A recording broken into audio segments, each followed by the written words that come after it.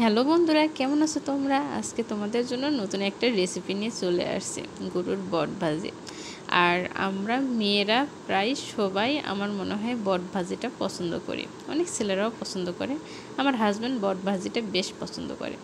তো সেদিন আমি বট ভাজি করেছিলাম, সেটার রেসিপি তোমাদের সাথে শেয়ার করব। তো গরুর বটগুলো আমি খুব ভালোভাবে পরিষ্কার করে ধুয়ে নিচ্ছি। যদিও এটা পরিষ্কার করে ধুয়ে সিদ্ধ করে রাখা হয়েছিল, কেটে পরিষ্কার করে রেখে দিয়েছি। তো আমি আবার একটু ভালোভাবে ধুয়ে নিলাম গরুর বটগুলো।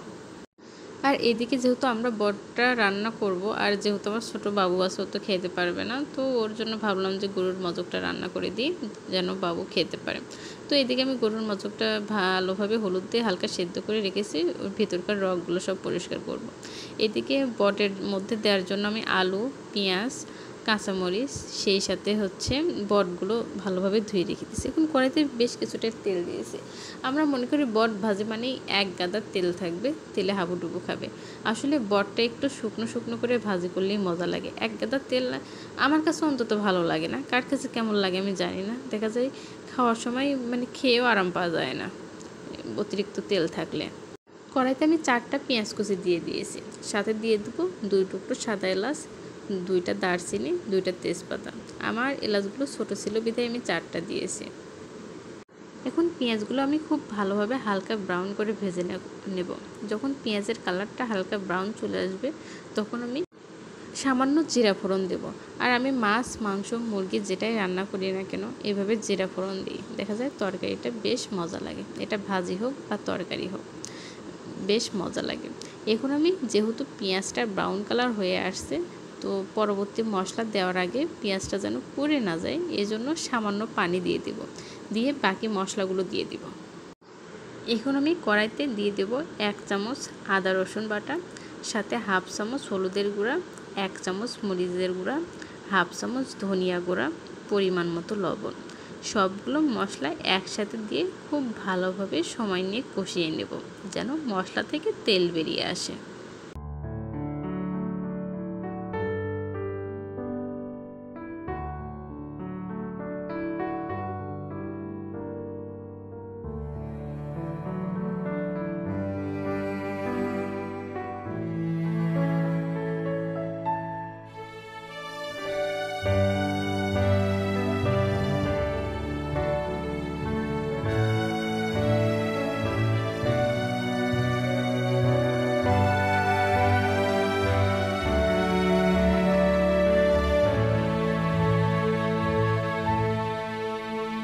আমার মশলাগুলো খুব ভালোভাবে কষানো হয়ে গিয়েছে।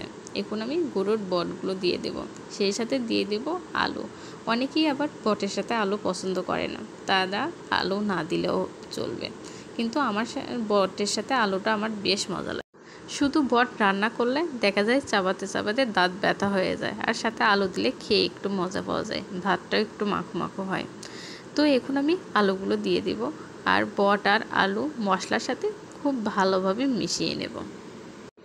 এখন ঢাকনা দিয়ে ঢেকে বট আর আলুটা খুব ভালোভাবে কষিয়ে নেব। এইদিকে দেখা যাবে কিছুটা পানিও ছেড়ে দিয়েছে। আর এর মাঝখানে ঢাকনা তুলে বেশ কয়েকবার নেড়ে দেব। আমি কিন্তু দেখো তেলটা অনেক সামান্যই দিয়েছি, তারপরে কিন্তু বট থেকে তেলটা ছেড়ে দিয়েছে, বেশ কিছুটাই তেল ছেড়ে দিয়েছে। তো অল্প তেলে রান্না করলে বটটা আমার বেশ মজা লাগে। এখন আমি গরম মশলার গুঁড়োটা দিব। এখানে আমি রাঁধুনি গরম মশলার গুঁড়োটা ব্যবহার করেছি। যে কোনো মাংস রান্নায় এই রাঁধুনি গরম মশলাটা ব্যবহার করলে যে কোনো রান্নার স্বাদ অনেক বেশি বেড়ে যায়। দেখো বেশ খানিকটা তেল ছেড়ে দিয়েছে। এখন আমি ভালোভাবে কষিয়ে কিছুটা পানি দিয়ে দেব, যেন আলু আর বট খুব ভালোভাবে সিদ্ধ হয়ে যায়। এখানে কিন্তু বট আর আলু কষানোর সময় 80% সিদ্ধ হয়ে গেছে, তো পানিটা আমি হাফ কাপের মতো দেব, এতেই হয়ে যাব। এই দেখো আমার বটটা রান্না শেষ হয়ে গিয়েছে। এখন তোমাদের পরিবেশন করে দেখাচ্ছি। দেখতে পাচ্ছ কত সুন্দর লোভনীয় একটা কালার চলে এসছে। আমার তো দেখেই খেতে ইচ্ছে করছে। কার কাছে কেমন লাগছে জানি না, কিন্তু আমার কাছে কিন্তু বেশ সুন্দর লাগছে। তো আমি দুপুরের খাবারটা এই বট ভাজি দিয়েই খেয়ে নেব। আমার কাছে কিন্তু বেশ মজা লেগেছে। আমার এই রেসিপিটা তোমাদের কাছে কেমন লাগলো অবশ্যই কমেন্ট করে জানিও। সেই সাথে আমার চ্যানেলটা অবশ্যই সাবস্ক্রাইব করো। আজকের মতো বিদায় নিচ্ছি। আল্লাহ হাফেজ।